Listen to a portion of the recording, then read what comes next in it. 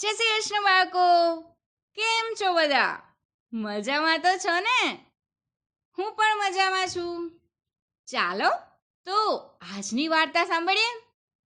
આજની વાર્તાનું નામ છે ભમરાનો ન્યાય. તો ચાલો બાળકા, વાર્તા સાંભળીએ.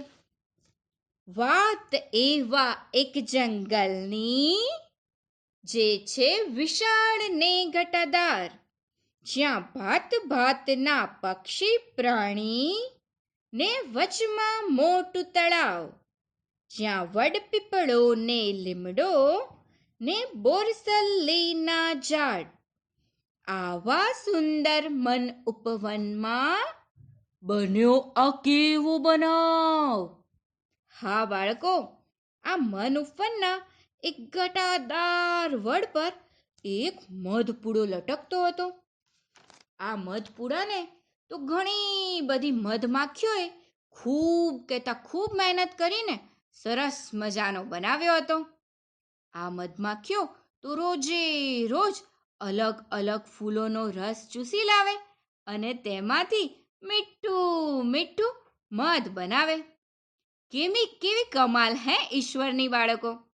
આવડી નાની અમસ્તી મધમાખી કોમળ કોમળ ફૂલનો રસ ચૂસી ને એમાંથી તમને બધાયને ભાવે એવું મીઠું મીઠું મધ બનાવે ને પાછું એ મધ તો ગુણકારી પણ કેટલું બધું હે.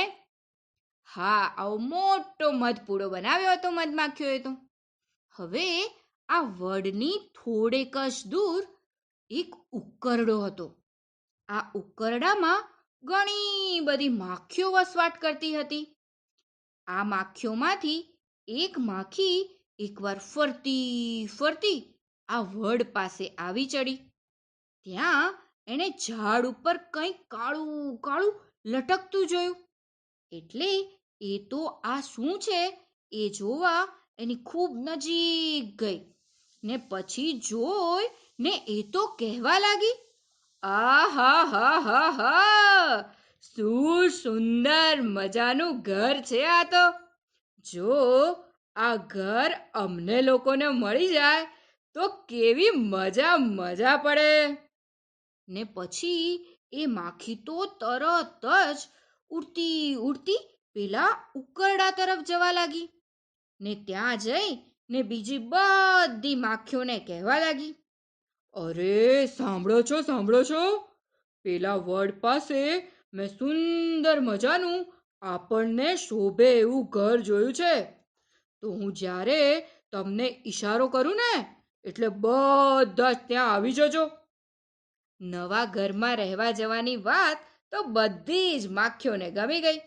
એટલે એ બધાએ તરત જ હા પાડી દીધી ને પછી તો પેલી માખી હવે રોજે રોજ પેલા મધપૂડા પાસે જાય.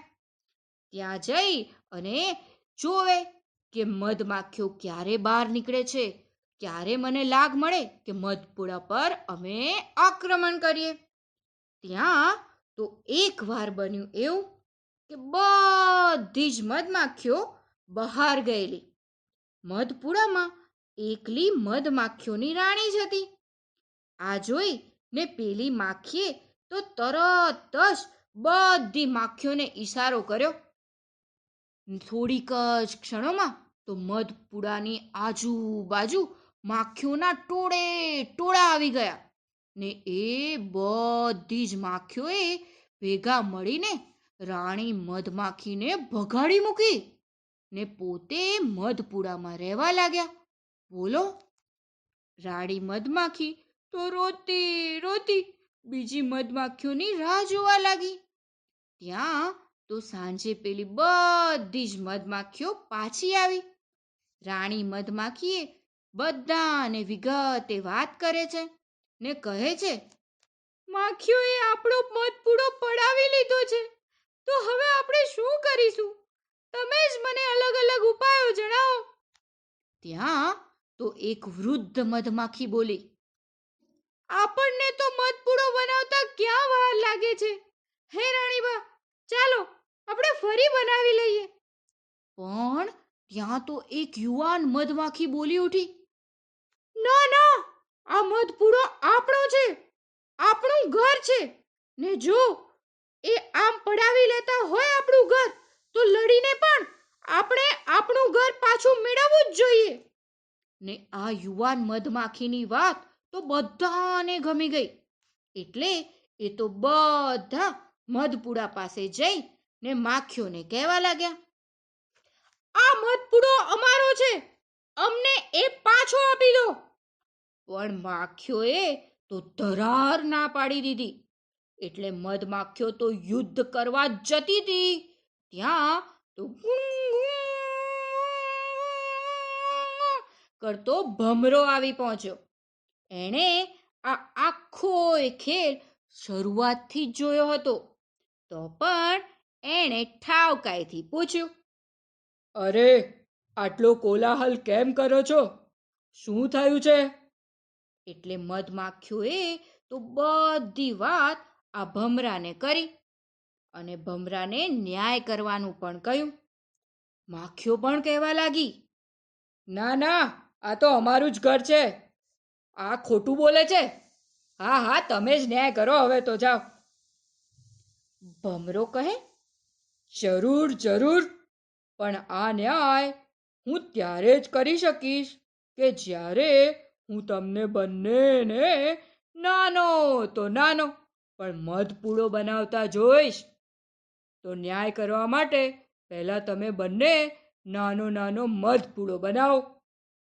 આ સાંભળી ને મધમાખીઓ તો તરત જ મધપૂડો બનાવવાના કામે લાગી ગઈ. પણ પેલી માખીઓ, અરે, એ તો એકબીજાનું મોઢું જ જોતી હતી. થોડું આમ તેમ ઉડાઉડ કરતી હતી. હે, એમને તો ક્યાં મધપૂડો બનાવતા જ આવડતું હતું, તે બનાવે. પણ થોડી વારમાં મધમાખીઓએ તો મધપૂડો બનાવી દીધો. આ જોઈ ભમરાએ કહ્યું, એ માખીઓ, આ શું? તમે તો કંઈ જ નથી બનાવ્યું. એનો મતલબ તમને તો મધપૂડો બનાવતા આવડતો જ નથી. તો પછી આ મધપૂડો પણ તમે ક્યાંથી બનાવેલો હોય? માટે હવે તમે અહીંથી જાઓ ને જેમનો મધપૂડો છે તેમને પાછો આપી દો. માખીઓ આ વાત સાંભળીને શરમાઈ ગઈ ને ફર ફર ફર ફર કરતી ઉડી ગઈ. મધમાખીઓને તેમનો મધપૂડો પાછો મળ્યો. બધી જ મધમાખીઓ ભમરાનો આભાર માની ને મધપૂડામાં ચાલી ગઈ. ને પછી તો મધમાખીઓએ ખાધું પીધું ને મજા કરી ને નાના નાના ભૂલકાઓ માટે મીઠું મીઠું મધ પણ આપ્યું. વાર્તા થઈ ગઈ પૂરી, બાળકોને મજા પડી. ચાલો જઈએ પોડી, નિંદર આવી પહોંચી. કાલે મળીશું ફરી, વાર્તા લઈને નવી. તો ચાલો બાળકો, આજનું ઉખાણું સાંભળીએ. સાક્ષરતાના પાઠ ભણાવે એ મોટામાં મોટું ધન. વાપરવાથી એ વધે, ઘટે ન કદી એનું માન. તો બોલો બોલો બાળકો, કોણ છે? આ ઉખાણાનો જવાબ તમે મને જરૂરથી મોકલાવજો. હું તમારા જવાબની રાહ જોઈશ. આવજો બાળકો. જય શ્રી કૃષ્ણ. નમો નમઃ.